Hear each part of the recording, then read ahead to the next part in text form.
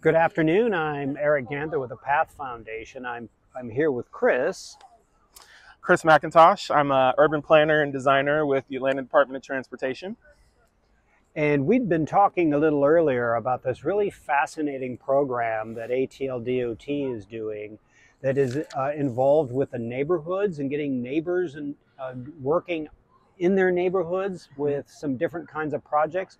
Chris, can you kind of help us understand what those are? Sure. So it's our tactical urbanism program. So it's all about doing smaller scale projects within neighborhoods, on streets and public spaces to make them safer or more vibrant. Oh, nice. So we have 12 different types of projects that communities can choose from. Wow. And kind of do on their own. So we provide like the process and the support for them, and neighbors who kind of know their streets and spaces, they can do these projects on their own. Fantastic. What is an example of something that one of those 12 that might relate to a trails project, for example? Like, are there bike ped ones? Is that a... Yes, we have demonstration bike lanes, so you can take a wide part of your street, and if you want to provide a connection, you can do that either through a bike lane, or we have a walk lane, what we call, if you don't have sidewalks. Crosswalk art is very popular. A lot of folks want to spice up their neighborhoods and kind of add their creative touch, and you can do art within the white striped lines of crosswalks. Fantastic. So that's a great way to involve people in their community, isn't definitely it? That's great. Other examples that come to mind with that? So are there like gardening types of things? Or there... We do have outdoor kind of public space amenities. So we can have bike parking, scooter parking, corrals that you can do.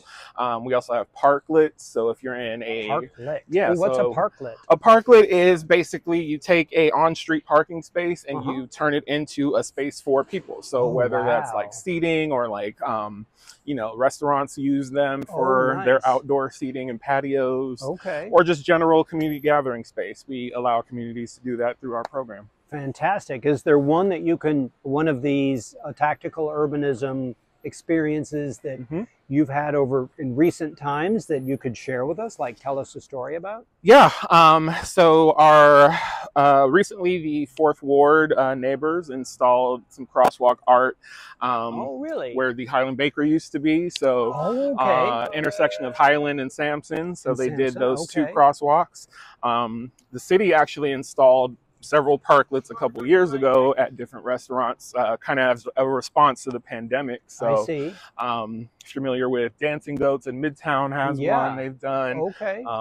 There are several all over downtown Midtown and the East Side. So that's fantastic. It's really good to hear Atlanta taking the lead in these kind of urban design opportunities. That's fantastic. Great work, ATL-DOT. I'll also talk about our micromobility corrals that we've kind of been spearheading lately. So that's a good one. Especially at intersections where cars tend to kind of hang out.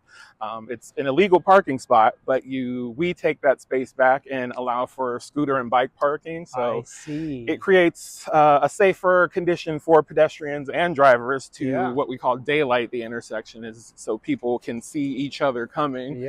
And it also kind of cleans up the street from the bikes and scooters that are kind of all over the place, and provide that space at the define it. So we're really solving multiple challenges there. Pedestrian safety, and a parking management for cars, parking management for bikes and scooters.